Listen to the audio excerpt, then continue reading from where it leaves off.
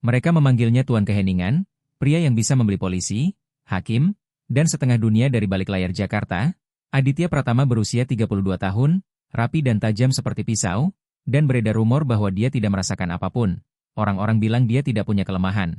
Mereka salah. Pada suatu malam November yang dingin, saat acara amal paling eksklusif tahun itu diadakan di sebuah hotel bersejarah di pusat kota, para elit kota berlenggak-lenggok dengan topeng dan perhiasan mahal.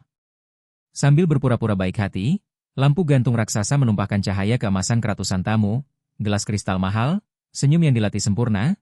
Di lantai mezanine Aditya Pratama berdiri mengamati seperti patung gelap, tidak minum, tidak tersenyum, hanya menyapu aula dengan ketenangan seorang pemburu. Di mata publik dia adalah pengusaha logistik besar. Di dunia bawah dia adalah arsiteknya. Bos, bisik pengawal Bagas pelan lewat alat komunikasi di telinga. Ibu Anda meninggalkan meja VIP. Lagi, Suster Maya sedang mencarinya. Rahang Aditya Pratama menegang. Ibu saya, Ibu Lestari Pratama, menderita demensia dini. Sebagian besar hari dia percaya dirinya masih 19 tahun. Seorang penjahit desa yang menunggu musik dan cahaya indah. Malam itu saya membawanya karena dia menangis memohon ingin melihat gemerlap. Saya punya terlalu banyak musuh, tapi tak pernah bisa berkata tidak padanya. Temukan dia, kata saya tanpa meninggikan suara, dengan tenang, dan jika ada yang menyentuhnya, mereka akan menyesal.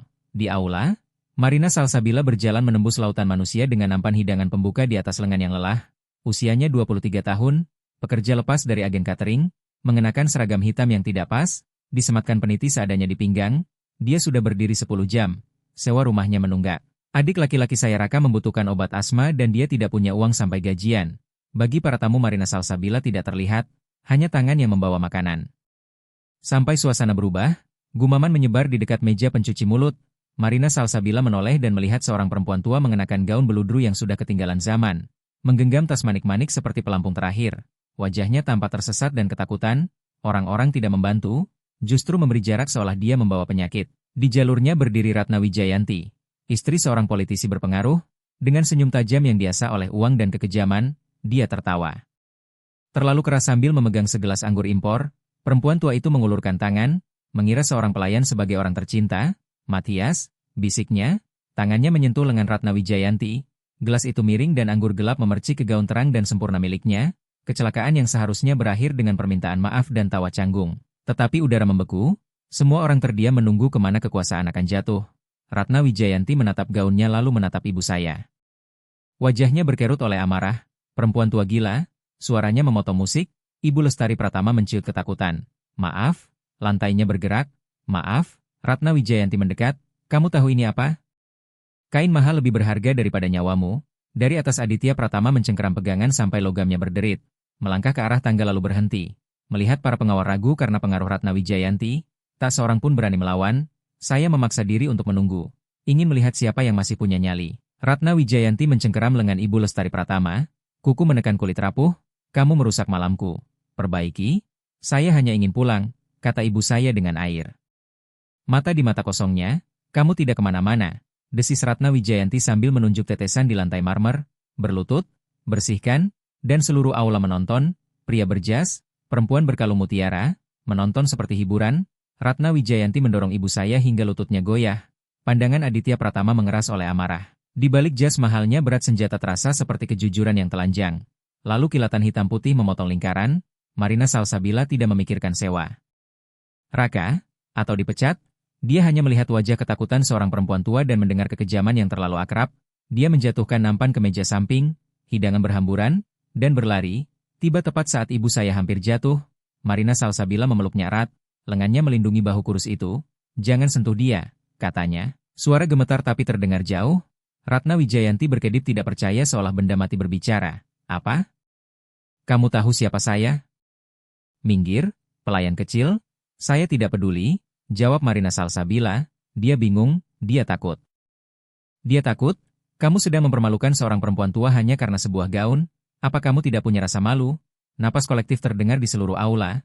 Seorang pegawai berani melawan Ratna Wijayanti sama saja dengan menandatangani pemecatan di depan umum. Wajah Ratna Wijayanti memerah oleh amarah. Manajer, teriaknya, pecat gadis ini. Panggil polisi. Manajer acara Pak Arman berlari mendekat dengan keringat bercucuran. Ibu, saya minta maaf. Saya akan mengusir gadis ini, Ratna. Wijayanti meludah dan menunjuk Ibu Lestari Pratama sambil berkata agar perempuan tua itu diseret keluar. Marina Salsabila mengencangkan pelukannya lalu membungkuk ke telinga ibu saya. Tidak apa-apa, saya di sini, tidak ada yang akan menyakiti ibu. Ratna Wijayanti merebut segelas sampahnya dari tangan seseorang yang lewat, mau melindungi sampah. Berarti kamu juga harus bau sampah. Lalu menyiramkan minuman itu, Marina Salsabila memutar tubuhnya melindungi ibu saya dengan dadanya sendiri. Cairan dingin dan lengket menghantam wajah, rambut, dan celemeknya. Dia tersedak tapi tidak melepaskan pelukan. Ratna Wijayanti tertawa mencari persetujuan. Sekarang pegawai ini cocok dengan nenek tua itu. Marina Salsabila mengusap matanya, berdiri lebih tegak dari yang dia rasakan seolah harga diri berubah menjadi zirah. Kalau menyiram saya membuatmu merasa berkuasa. Saya kasihan padamu, gaunmu rusak hari ini, karaktermu sudah rusak sejak lama. Keheningan jatuh begitu berat seakan memiliki bobot. Ratna Wijayanti mengangkat tangannya untuk memukul. Ratna, nama itu terdengar rendah namun meletup seperti cambuk. Semua orang menoleh ke tangga ketika Aditya Pratama turun satu demi satu anak tangga tanpa tergesa karena dia tak pernah butuh tergesa. Wajahnya tenang seperti batu, tetapi matanya menjanjikan bencana. Aula terbelah memberi jalan. Ketakutan mendorong orang-orang menepi. Tangan Ratna Wijayanti yang terangkat membeku. Keberaniannya berubah menjadi naluri bertahan hidup. Aditya Pratama berhenti beberapa langkah, menatap Ratna Wijayanti, lalu Pak Arman, lalu Marina Salsabila, dan memperhatikan cara Marina Salsabila memegang ibu saya seolah dia berarti. Dia mengeluarkan sapu tangan halus dari saku dan, mengejutkan semua orang, membersihkan sampahnya dari wajah Marina Salsabila dengan hati-hati. Siapa namamu? Tanyanya. Marina Salsabila menelan ludah. Marina? Dia mengangguk sekali seakan menyimpan detail yang akan mengubah sisa malam, lalu menoleh ke ibu saya. Ibu? Apakah ibu terluka? Wajah ibu Lestari Pratama bersinar mendengar suaranya. Dudu, gadis ini menahan aku, dia membuat lantainya berhenti bergerak, aku lihat. Aditya Pratama menjawab lalu kembali menghadap Ratna Wijayanti. Suhu ruangan seakan turun, Nyonya Ratna Wijayanti. Katanya sopan dan justru itu yang membuatnya lebih menakutkan. Anda mengira ibu saya menerima penghinaan dan mengira gadis ini tidak punya perlindungan. Ratna Wijayanti gemetar. Aditya, saya tidak tahu, saya pikir dia bukan siapa-siapa. Bukan siapa-siapa? Ulang Aditya Pratama sambil mendekat cukup dekat sehingga parfumnya tak bisa menutupi ketakutan. Anda mempermalukan perempuan yang memberi saya hidup dan menyerang satu-satunya orang di sini yang berani menghentikan Anda. Dia menatap. Pak Arman, dia pergi sekarang, dan jika perempuan tua ini kembali diperlakukan seperti ini di acara apapun yang Anda kelola, saya akan membeli semua kontrak atas nama Anda dan menyingkirkan Anda. Pak Arman pucat. Baik, Tuan. Barulah pengamanan bergerak seakan tubuh mereka ingat bahwa mereka diizinkan bertindak. Ratna Wijayanti dibawa pergi sambil memohon dan mencoba menjelaskan, tidak ada yang membela, tidak ada yang berani menatap, ketika lingkaran terbuka Aditya Pratama melepas jas mahalnya dan menyelimutkannya ke bahu basah Marina Salsabila. Nilainya lebih dari setahun sewa rumahnya dan terasa seperti paspor ke dunia lain. Kamu tidak dipecat, katanya, kamu baru saja dipromosikan. Marina Salsabila berkedip bingung, saya tidak mengerti. Aditya Pratama menyodorkan satu lengan kepada ibu saya dan mengejutkan Aula. Lengan lainnya kepada pegawai yang basah kuyup, ikut saya, katanya, perintah yang terdengar hampir seperti permohonan. Mereka pergi meninggalkan ruangan. Penuh mulut ternganga dan gosip yang tertelan, di luar angin malam Jakarta menusuk, sebuah mobil hitam besar dan tak mencolok berhenti di tepi jalan. Bagas membuka pintu. Masuk, perintah Aditya Pratama. Marina Salsabila ragu, dia baru saja menghadapi perempuan berkuasa dan keluar di sisi pria paling ditakuti di kota. Shiftnya sudah selesai. Hidupnya seharusnya kembali normal. Saya harus pulang, katanya akhirnya. Marina, adikmu, agensi sudah diberitahu kamu tidak bekerja untuk mereka lagi. Kata Aditya Pratama. Sekarang kamu bersama saya. Ketakutan naik ke tenggorokan Marina Salsabila. Tolong. Suara Ibu Lestari Pratama terdengar kecil dan memohon dari kursi belakang. Gelap menakutkan. Pegang tangan saya. Marina Salsabila menatap mata besar ibu saya lalu menatap wajah dingin Aditya Pratama dan tangan yang dia ulurkan. Adik laki-laki saya raka sakit. Dia menunggu saya. Kata Marina Salsabila. Kita atur. Jawab Aditya Pratama seolah sedang membahas cuaca. Masuk, Marina. Salsabila paham dia hanya punya dua pilihan. Lari dan pasti tertangkap, atau masuk ke hal yang tadi kenal dan berharap tangan tua itu berarti sesuatu. Dia masuk, bagian dalam mobil berbau kulit mahal dan kekuasaan. Ibu Lestari Pratama langsung menggenggam tangannya dan mulai bersenandung lagu lama. Aditya Pratama mengamati dari sisi lain. Menilai seolah Marina Salsabila adalah masalah yang dia putuskan untuk diselesaikan. Kenapa kamu melakukan itu? Tanyanya. Melakukan apa? Ikut campur, katanya. Kamu tahu siapa dia? Marina Salsabila menatap jari rapuh Ibu Lestari Pratama yang menggenggam jemarinya. Dia mengingatkan saya pada nenek saya. Jawabnya, saat ingatan nenek saya mulai hilang. Orang-orang memperlakukannya seperti perabot, itu tidak benar. Aditya Pratama mempelajarinya. Di dunianya kesetiaan dibeli dan kebaikan punya harga. Namun gadis ini mempertaruhkan segalanya untuk orang asing. Kamu berani? Gumamnya. Saya butuh itu. Saya hanya pegawai, kata Marina Salsabila tegas. Saya tidak ada urusan dengan Anda. Bagus, jawab Aditya Pratama. Saya butuh seseorang untuk merawat ibu saya. Bukan orang yang takut pada saya. Seseorang yang memperlakukannya sebagai manusia. Dia condong ke depan. Tinggal di rumah saya. Temani dia. Pastikan dia tidak pernah takut lagi. Saya tidak bisa, kata Marina Salsabila. Raka berusia 16. Saya bertanggung jawab bahwa dia, Marina Salsabila membeku. Aditya Pratama melanjutkan dengan tenang. Sekolah, dokter, obat, sopir, pengamanan, apa pun yang dia butuhkan. Dan berapa? Tanyanya, membenci dirinya karena harus bertanya. Rp 150.000.000 per bulan, kata Aditya Pratama. Tempat tinggal, makanan, dan semua biaya kesehatan adikmu. Angka itu jatuh seperti kejutan, aman dan bebas sekaligus jebakan. Apa syaratnya? Bisik Marina Salsabila. Aditya Pratama mengunci pandangan padanya. Kamu tinggal di rumah saya, kamu mengikuti aturan saya, dan kamu tidak pernah bicara tentang apa yang kamu lihat. Dia mengulurkan tangan tertutup. Marina Salsabila menatap Ibu Lestari Pratama yang sudah menyandarkan kepala di bahunya dengan percaya. Memikirkan tagihan, bunyi napas Raka di malam hari, dan ancaman pengusiran. Dia menjabat tangan Aditya Pratama. Sepakat? Bagus, katanya pelan. Selamat datang. Mobil membawa Marina Salsabila ke bagian lain peta kota, jalanan sunyi, gerbang-gerbang, tembok tinggi, hingga kawasan elit di pinggiran Jakarta. Rumah besar keluarga Pratama muncul di balik dinding batu dengan pagar listrik. Benteng yang menyamar sebagai rumah, pria berjas berpatroli, anjing penjaga, kamera mengikuti mobil seperti mata tanpa berkedip, di dalamnya marmer, seni, dan keheningan, tanpa foto keluarga, tanpa kehangatan. Aditya Pratama menyerahkan Ibu Lestari Pratama kepada Suster Maya dengan peringatan dingin agar tidak kehilangan dia lagi. Lalu menoleh ke Marina Salsabila. Kamu tinggal malam ini, katanya. Adikmu tiba besok. Saya tidak bisa meninggalkan Raka sendirian. Protes Marina Salsabila. Dia sudah diberitahu, jawab Aditya Pratama. Orang-orang saya sudah ke apartemenmu. Dia punya ponsel. Aman? Napas Marina Salsabila tercekat. Anda mengirim orang ke rumah saya tanpa bertanya. Saya mengonfirmasi apa yang saya beli. Jawab Aditya Pratama tanpa emosi. Dan saya pastikan tidak ada yang kabur. Saya bukan barang, balas Marina Salsabila. Aditya Pratama mendekat dengan suara rendah. Di rumah ini, kamu adalah apa yang saya katakan. Sekarang masuk, dingin, dia membawanya ke perpustakaan dengan perapian, satu-satunya tempat yang terasa hidup, menuangkan minuman untuk dirinya, lalu melempar sebuah map ke pangkuan Marina Salsabila, berisi foto-fotonya berangkat kerja, Raka di sekolah, salinan tagihan tertunggak, catatan kematian ayah, utang, dan surat pengusiran. Itu bukan informasi, itu kontrol tercetak. Bagaimana Anda punya ini? Suara Marina Salsabila melemah. Saya punya orang, kata Aditya Pratama. Saya tahu segalanya. Kamu tenggelam, saya pelampungnya. Kenapa? Suaranya pecah. Kenapa melakukan ini pada saya? Tatapan Aditya Pratama tak melunak, tapi nadanya berubah. Karena saat mereka menyiram kamu, kamu tidak mencari jalan keluar, kamu berdiri. Dia meletakkan kontrak di meja, gaji, tunjangan, kerahasiaan ketat, dan konsekuensi jika dia mengkhianati.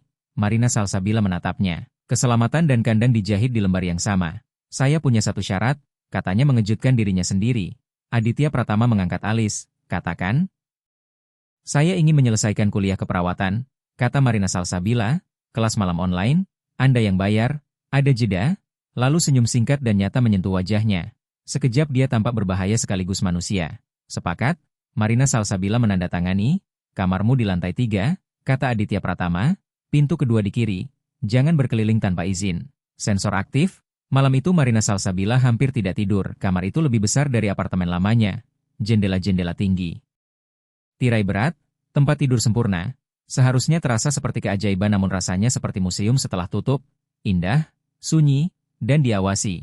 Sebuah kamera kecil tersembunyi dekat langit-langit. Sensor bereaksi lembut setiap kali dia bergerak. Sebuah catatan di meja samping ranjang dengan tulisan rapi. Kopi jam 7, tidak keluar tanpa pengawal. Jangan masuk sayap barat, jangan buka pintu terkunci. Jika butuh sesuatu tekan tombol dan tunggu. Pagi hari Bagas membawanya melewati dapur tempat. Staf bergerak seperti bayangan terlatih.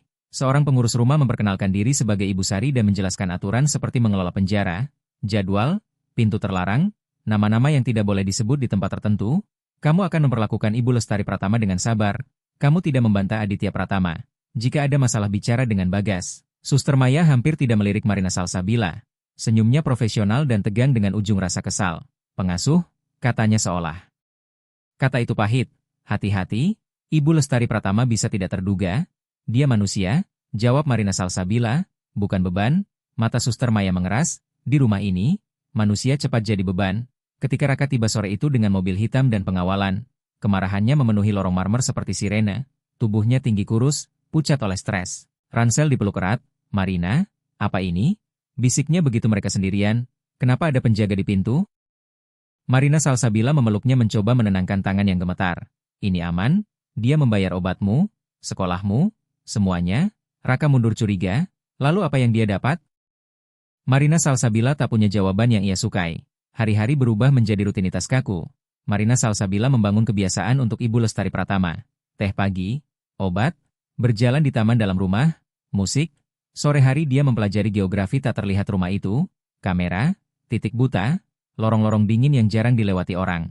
Dia menghafal nama penjaga dan waktu yang dibutuhkan Bagas menyeberangi satu ruangan.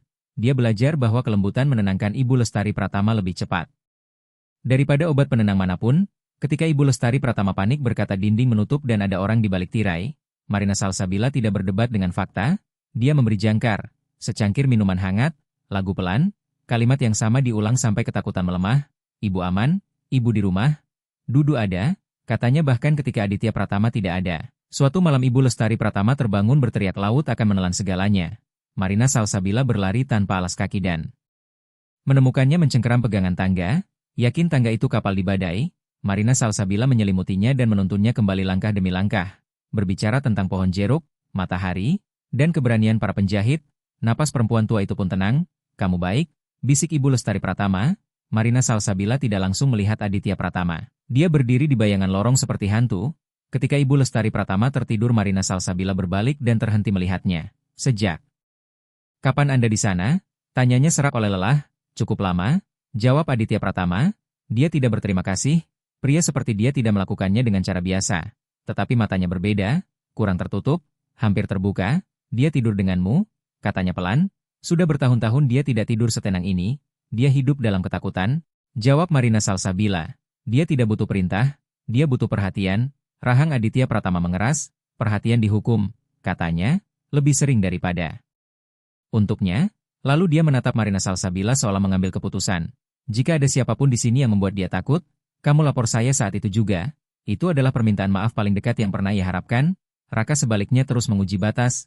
Pada hari kelima dia mencoba keluar lewat gerbang samping saat pergantian penjaga. Marina Salsabila menemukannya dekat pagar tanaman. Hoodie menutup kepala, tangan gemetar oleh adrenalin. Saya cuma mau bernapas, geramnya. Saya cuma mau normal. Marina Salsabila ingin mengatakannya, ingin berpura-pura normal masih ada, tetapi suara Bagas terngiang di kepalanya bahwa semua orang di sini dalam bahaya. Dia menarik Raka kembali masuk. Normal tidak membayar obatmu, bisiknya. Normal tidak membuatmu tetap hidup. Raka menatapnya dengan mata menyala. Jadi kita tahanan? Sebelum Marina Salsabila menjawab, suara Aditya Pratama memotong kegelapan di belakang mereka. Kalian hidup? Katanya. Itu bedanya. Raka berbalik. Anda tidak bisa memenjarakan kami? Aditya Pratama tidak meninggikan suara. Saya bisa, katanya. Dan saya sudah belajar. Marina Salsabila masuk di antara mereka seperti saat di aula. Dia anak-anak, katanya. Dia butuh sesuatu yang terasa seperti kebebasan atau dia akan hancur. Aditya Pratama menyipitkan mata. Kebebasan adalah cara mereka menangkapmu, katanya. Kalau begitu beri kebebasan yang terkontrol, desak Marina Salsabila. Bioskop dengan pengamanan samar, klub, sedikit udara. Selama 1 detik lorong itu terasa kembali seperti aula pesta. Semua orang menunggu kekuasaan memutuskan. Lalu Aditya Pratama mengangguk singkat. Sopir, pengawalan tipis, dan hanya di tempat umum. Raka berkedip tak percaya. Serius? Pandangan Aditya Pratama tertahan pada Marina Salsabila. Karena kamu yang minta? Katanya seolah itu mengganggunya lalu menghilang di lorong. Raka menghembuskan napas. Marina Salsabila menyadari dia telah melawan dan dia mengalah. Meski hanya 1 sentimeter, di dunia Aditya Pratama 1 sentimeter adalah 1 kilometer. Setelah itu staf memandang Marina Salsabila berbeda. Bukan lagi perempuan baru yang dibawa bos, melainkan seseorang yang berbicara dan tetap hidup. Ibu Sari berhenti memberi perintah dan mulai memberi nasihat. Para penjaga menahan pintu. Bahkan Suster Maya berubah. Kebenciannya mengeras menjadi perhitungan. Dini hari Marina Salsabila belajar. Mengetik dengan satu telinga menangkap langkah Ibu Lestari Pratama. memaksa diri berlatih, beberapa malam dia tertidur di atas catatan dan terbangun dengan sepiring makanan hangat di samping laptop tanpa catatan. Tanpa nama, hanya pesan diam, "Aku melihatmu." Ketika Marina Salsabila bertanya apa yang paling diinginkan Ibu Lestari Pratama, perempuan tua itu menjawab tanpa berpikir, "Musik dan tangan." Maka Marina Salsabila memutar piringan, menggenggam tangannya di jam-jam bingung, dan perlahan Ibu Lestari Pratama berhenti mencari jalan keluar. Suatu malam sebuah laptop baru muncul di meja Marina Salsabila tanpa penjelasan. Portal kampus sudah terbuka, biaya kuliah sudah dibayar, buku-buku datang dengan tanda dan catatan tempel seolah seseorang telah membacanya lebih dulu. Dia menepati janji, pikir Marina Salsabila. Semuanya, tetapi janji pria seperti Aditya Pratama tidak pernah gratis, itu rantai sutra. Pada hari ketujuh Aditya Pratama pulang lebih awal, Marina Salsabila tidak mendengar langkahnya. Dia mendengar perubahan sikap penjaga di lorong, dia masuk ke taman dalam rumah. Tempat Marina Salsabila memangkas tanaman sementara Ibu Lestari Pratama bersenandung. Ibu Lestari Pratama tersenyum seolah dunia ramah. "Dudu, lihat bunganya." Marina Salsabila bilang mereka suka diajak bicara. Aditya Pratama menatap Marina Salsabila dengan perhatian yang sama seperti sebelumnya. "Mereka suka." "Iya, suka," jawab Marina Salsabila. "Setidaknya dia suka." Ibu Lestari Pratama menarik tangan putranya. "Jangan terlalu serius, Nak. Kamu menakuti kelopaknya." Sesuatu melunak di wajah Aditya Pratama, hampir tak terlihat tapi nyata. Dia duduk di samping ibunya dan mendengarkan cerita tentang desa, pohon jeruk, dan cinta lama. Marina Salsabila melihatnya menyimpan setiap kata seperti emas. Kemudian saat Ibu Lestari Pratama tertidur Aditya Pratama berkata tanpa menatap Marina Salsabila, "Raka membenciku?" "Raka 16, Marina Salsabila menjawab hati-hati. Dia membenci diawasi, dia merasa terkurung. Aditya Pratama mengangkat mata, "Dia memang terkurung, kamu juga bilang begitu. Bedanya penjaraku membuat kalian hidup." Amarah naik di dada Marina Salsabila, "Kamu bisa memperlakukan kami sebagai manusia, bukan milik. Kalau kamu tahu semuanya kamu akan panik," jawab Aditya Pratama. "Kebisingan melukai kami." "Aku bukan kebisingan," kata Marina Salsabila. Dia menahan tatapannya lama, "Ibuku juga bukan," tapi dunia mencoba menjadikannya begitu. Keesokan paginya sebuah pesan sampai pada Aditya Pratama, melewati lapisan keamanan di atas lembar kertas sederhana seperti provokasi. Marina Salsabila tidak membacanya tapi melihat wajahnya berubah. "Rafael Santoso," katanya tanpa emosi. "Ancaman?" tanya Marina Salsabila. "Undangan?" jawab Aditya Pratama. "Mereka ingin melihatku berdarah di depan umum." Perut Marina Salsabila mengeras. "Dan kami?" Aditya Pratama menatap Ibu Lestari Pratama yang tertawa sendiri pada sesuatu yang hanya dia dengar. "Mereka akan memakai yang penting. Selalu." Malam itu Marina Salsabila menemukan Bagas berdiri di depan kamar Raka. "Dia dalam bahaya?" tanyanya. Bagas tidak berkedip. "Semua orang di sini dalam bahaya, tapi kalian dilindungi oleh kamera dan senjata," desak Marina Salsabila. Bagas menyipitkan mata. "Karena bos akan membakar kota sebelum membiarkan siapapun menyentuh kalian." Itu dimaksudkan menenangkan, tapi justru membuat dingin, karena perlindungan yang absolut terasa lebih seperti kepemilikan daripada perhatian. Pada suatu Selasa badai Marina Salsabila membuat teh di dapur ketika berbalik dan melihat Aditya Pratama duduk di pulau dapur. Kelelahan, kerah terbuka, mata merah. "Aku tidak mendengar kamu datang," katanya. "Aku bergerak diam," jawabnya. "Kebiasaan bertahan hidup." Dia menunjuk cangkir. "Bisa untuk dua?" Marina Salsabila menuangkan, jari mereka bersentuhan sekejap dan terasa terlalu keras di keheningan. "Bagaimana keadaannya?" tanya Aditya Pratama. "Seminggu yang baik," jawab Marina Salsabila. Dia ingat ulang tahunnya. "Mau bikin kue?" tanya Marina Salsabila. Aditya Pratama mengangkat wajahnya seolah harapan baru saja mengejutkannya. Selama sesaat monster itu lenyap dan yang tersisa hanyalah seorang anak lelaki yang menahan napas bertahun-tahun. Lalu pintu meledak terbuka. Bagas masuk dengan senjata terangkat, penyusupan, sektor 4, lelah di wajah Aditya Pratama langsung hilang. Sang arsitek kembali, dia menarik pistol. "Di mana?" "Pintu servis, van palsu." "Lindungi ibu saya," perintah Aditya Pratama, lalu mencengkeram lengan Marina Salsabila. "Kamu ikut saya, Raka," katanya kepada Bagas, "jaga dia." Alarm meraung. Tembakan meledak di suatu bagian rumah. Aditya Pratama mendorong Marina Salsabila ke perpustakaan dan mengunci pintu berat sambil mengganjalnya dengan perabot. "Tiunduk." Perintahnya menekan Marina Salsabila ke balik meja. "Apa yang terjadi?" teriaknya gemetar. "Percobaan pembunuhan," jawab Aditya Pratama. Sambil mengecek magazin, seseorang telah membuka jalan bagi mereka. Peluru merobek kayu, serpihan beterbangan. Aditya Pratama tetap tenang dan mematikan. Pintu jebol. Seorang pria bermasker menerobos masuk. 2 tembakan kering. Dia roboh, 2 lagi muncul, balasan tembakan, teriakan, kepanikan, asap, Menyerah, Pratama, teriak salah satu. Kami pegang anak itu. Darah Marina Salsabila membeku. Dia berdiri tanpa pikir. Tiunduk. Raung Aditya Pratama. Kami pegang bocah itu. Ulang penyusup. Keluar atau dia mati. Naluri mengambil alih. Marina Salsabila meraih pemberat perunggu dari meja dan melemparkannya melewati sofa. Mengenai pria itu hingga jatuh, Aditya Pratama menatapnya seolah hukum dunia baru saja dilanggar. Mereka pegang Raka, kata Marina Salsabila terengah. Kalau begitu kita ambil dia, jawab Aditya Pratama, tetap dekat. Mereka berlari melewati lorong dengan penjaga yang tumbang. Di aula utama 3 pria menahan Raka. Salah satu menekan pisau ke leher bocah itu. Raka menangis dengan wajah lebam. Ibu Lestari Pratama berdiri di tangga berteriak agar orang jahat pergi. Pemimpin mereka maju, Rafael Santoso, wajah bertanda, angkuh dan lapar, turunkan senjata atau bocah ini mati. Aditya Pratama berhenti di puncak tangga dan mengangkat tangan perlahan. Lepaskan dia, Rafael Santoso, ini urusanku. Rafael Santoso tersenyum. Kalau begitu beri aku sesuatu yang menyakitkan. Sebelum Aditya Pratama bicara Marina Salsabila melangkah maju. Tidak, bentak Aditya Pratama, terlambat, ambil aku. Teriak Marina Salsabila menuruni tangga dengan tangan terangkat. Aku yang merawat ibunya, lepaskan anak itu. Aditya Pratama membeku, untuk pertama kalinya kepanikan muncul di matanya. Senyum Rafael Santoso melebar, jadi sang arsitek punya hati. Dia mendorong Raka ke arah tangga. Lari. Raka berlari terhuyung sambil menangis. Marina Salsabila berpapasan dan berbisik, kamar aman, kunci. Di bawah Rafael Santoso menarik Marina Salsabila dan menempelkan pisau ke lehernya. Lepas senjata. Pratama, atau dia jatuh. Senjata Aditya Pratama menghantam marmer. Bagus, kata Rafael Santoso memberi isyarat. Bayangan muncul di lorong. Bagas berdiri berdarah namun tegak. Senjata panjang terangkat. Dentuman keras. Satu penyerang tumbang. Formasi pecah. Marina Salsabila menginjak kaki Rafael Santoso dan melepaskan diri cukup untuk menghantam tubuhnya dengan siku. Pisau terlepas. Aditya Pratama meloncat menyamping menuruni tangga. Mendarat mantap dan mengakhiri pertarungan dengan cepat, efisien, brutal. Rafael Santoso jatuh dan tak bangun lagi. Keheningan menelan aula. Aditya Pratama berbalik ke Marina Salsabila. Sayatan tipis membekas di lehernya. Dia gemetar bukan karena lemah tapi karena amarah.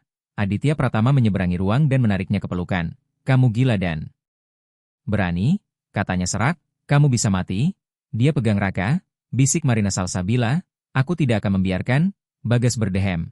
Bos, ada masalah lain. Di puncak tangga Suster Maya berdiri dengan pistol mengarah ke Ibu Lestari Pratama. Maafkan saya, Aditya Pratama. Katanya gemetar namun mantap. Mereka menawarkan 2 miliar. Saya terlilit utang. Aditya Pratama berdiri dia mematikan. Kalau kamu menyentuhnya, Suster Maya, kamu akan memohon belas kasihan dan tidak akan mendapatkannya. Teriaknya. Marina Salsabila berpikir cepat. Ibu Lestari Pratama bergerak dan menyelipkan tangan ke saku. Menarik gunting kebun yang pernah hilang. Perawat jahat, gumamnya sambil menusuk kaki Suster Maya. Jerit pecah, pistol jatuh, Bagas menerjang dan melumpuhkan. Aditya Pratama menatap ibunya lalu Marina Salsabila dan tertawa kecil lega. Perempuanku lebih berbahaya daripada para pria juridku. Adrenalin meninggalkan tubuh Marina Salsabila. Lantai terasa miring, gelap datang, ketika dia terbangun dia berada di ruang medis rumah. Spray putih, bau antiseptik, keheningan mahal, tubuhnya nyeri saat bergerak. Jangan bergerak, kata suara serak. Aditya Pratama duduk di sisi ranjang dengan janggut tak terurus dan mata cekung seolah tak tidur. Sudah berapa lama? Tanya Marina Salsabila pelan. 2 hari. Kata Aditya Pratama sambil menyentuhkan air ke bibir Marina Salsabila. Kamu kehilangan darah, lukanya dekat dan kamu sempat membentur kepala. Raka? Tanya Marina Salsabila sambil menggenggam pergelangan tangannya. Baik, bersama Bagas, gugup tapi hidup, dan Ibu Lestari Pratama sedang membuat kue untuk para penjaga. Jawabnya dengan senyum lelah. Kamu bangga? Marina Salsabila tertawa kecil lemah. Wajah Aditya Pratama menggelap. Aku melihat rekaman kamera, katanya rendah. Kamu menawarkan diri, kamu bertarung, kamu berdarah demi orang-orang yang baru kamu kenal berminggu-minggu. Aku melakukan yang perlu, bisik Marina Salsabila. Seharusnya kamu bersembunyi. Suara Aditya Pratama meninggi. Seharusnya kamu tidak terluka demi keluarga ini. Marina Salsabila menatapnya. Aku bukan cuma pegawai, kan? Aditya Pratama tidak langsung menjawab. Meraih kontrak yang pernah dia tanda tangani dan merobeknya menjadi 2. Jantung Marina Salsabila jatuh. Kamu mengusirku? Berhenti, kata Aditya Pratama lembut sambil memegang bahunya. Aku membatalkan karena itu tidak menggambarkan apa yang kamu jadi di sini. Dia mencondongkan tubuh tegas. Pegawai bisa diganti, kamu tidak. Jadi aku apa? Tanya Marina Salsabila dengan napas tersendat. Mata Aditya Pratama menahan matanya seperti janji. Pasanganku, katanya. Perempuan yang masuk ke api dan tidak mundur. Dia menarik napas dalam. Kelompok Rafael Santoso sudah berakhir. Rafael Santoso sudah selesai. Suster. Maya ditangani, tapi duniaku tidak akan pernah aman. Lalu seolah kata-kata itu mahal, tinggallah bukan karena uang, bukan karena kuliah, tinggallah karena aku dan mereka. Marina Salsabila menatap pria yang ditakuti kota dan melihat anak yang tak pernah bisa menolak ibunya serta pemimpin yang duduk 2 hari di samping ranjangnya. Dia memikirkan apartemen dingin, napas asmaraka di malam hari, masa depan yang selalu seperti pintu terkunci. Kalau aku tinggal, bisiknya, aku punya syarat. Bibir Aditya Pratama melengkung tipis. Tentu. Raka harus sekolah sungguhan, kata Marina Salsabila. Dia butuh teman, lingkungan tertutup dengan keamanan samar. Ibu Lestari Pratama tinggal bersama kita, tidak ada institusi. Dia ibuku, jawab Aditya Pratama keras. Aku membakar dunia sebelum mengusirnya. Satu lagi, tambah Marina Salsabila dengan senyum lemah. Janji belajar tidur. Aditya Pratama tampak terkejut seolah tak ada yang pernah menginginkan itu darinya. Lalu mengangguk, aku. Coba, setelah Marina Salsabila pulih, rumah itu berubah, keamanan diperkuat, staf ditinjau ulang, penjaga yang ragu diganti. Aditya Pratama berhenti mempercayai kesetiaan dan mulai mengukurnya seperti racun, dari apa yang orang sanggup tanggung dan apa yang mereka berikan. Marina Salsabila melihatnya dengan ketenangan yang menakutkan dan paham bahwa di dunianya bertahan hidup bukan perasaan melainkan sistem. Raka kembali bersekolah dengan bayangan pengamanan samar yang awalnya ia benci lalu. Belajar diabaikan, tutor saat perlu, sopir tepat waktu, obat terjamin, dia masuk klub debat, berteman, dan untuk pertama kalinya napasnya tidak menakuti Marina Salsabila di dini hari. Ibu Lestari Pratama mengalami hari-hari yang lebih baik, kadang lupa nama Marina Salsabila namun ingat bunyi aman. Kadang memegang wajah Aditya Pratama dan berkata, kamu anak baik. Dan Marina Salsabila melihat Aditya Pratama membeku sejenak seolah kalimat itu sekaligus pelukan dan luka. 6 bulan kemudian acara amal besar kembali digelar di Hotel Bersejarah Pusat Jakarta dengan lampu gantung, topeng, dan gelas yang sama namun udara berbeda. Orang-orang menunggu seperti mangsa merasakan predator baru. Di puncak tangga pembawa acara mengumumkan, Aditya Pratama dan Marina Pratama. Aula terdiam. Aditya Pratama muncul dengan setelan gelap, tetap ditakuti dan tenang. Tetapi pandangan melekat pada Marina Salsabila yang turun dengan kepala tegak dalam gaun emas seperti cahaya cair. Gadis pembawa nampan kini berjalan sebagai perempuan yang memahami kuasa. Mereka bergerak sebagai satu kesatuan, gosip menjadi nyata. Di dekat meja pencuci mulut berdiri Ratna Wijayanti dengan reputasi retak dan keberanian pinjaman. Saat melihat Marina Salsabila gelasnya bergetar, Aditya Pratama menunduk berbisik, perlu aku keluarkan dia? Marina Salsabila menatap Ratna Wijayanti dan tersenyum kecil hampir iba. Tidak, semua orang perlu melihat betapa kecilnya masa lalu, aku hanya tertarik pada masa depan. Mereka berlalu meninggalkannya ditinggalkan oleh orang-orang yang dulu tertawa bersamanya. Seorang pegawai muda lewat membawa sampanye, belum genap 20, tangan gemetar oleh lelah. Marina Salsabila melihat sepatu usang yang tak pernah diperhatikan orang, dia menghentikannya lembut. Namamu? Leticia, bisik gadis itu. Marina Salsabila mengambil satu gelas dan menyelipkan kartu ke tangannya. Kertas tebal sederhana dengan lambang kecil. Nenekku butuh teman sore hari, katanya. Rp 50.000 per jam, ada tunjangan dan bantuan studi kalau kamu kuliah. Hubungi aku besok, kata Marina Salsabila. Mata Leticia berkaca-kaca. Serius? Ini benar-benar serius? Serius, jawab Marina Salsabila, asal jangan terlambat. Aditya Pratama menatap Marina Salsabila dengan sesuatu yang tampak seperti rasa hormat yang tulus. Kamu terlalu baik, gumamnya. Marina Salsabila mendekat dan berbisik rendah hanya untuknya. Aku bukan terlalu baik, aku sedang membangun pasukanku sendiri. Kamu punya tentara. Aku punya orang-orang yang tak pernah dilihat siapapun. Mereka melangkah ke lantai dansa di bawah cahaya emas lampu gantung yang retak. Raja dan ratu sebuah kota. Yang pernah percaya monster tidak berubah. Dan di tengah gemerlap itu tertinggal sebuah kebenaran yang semua orang lihat namun hampir tak ada yang bisa menjelaskan. Satu tindakan keberanian dari seseorang yang tak punya apa-apa mengubah takdir seorang pria yang mengira dirinya tak terselamatkan, karena kekuatan sejati bukan menaklukkan kota, melainkan berdiri di antara serigala dan domba ketika semua orang memilih menonton.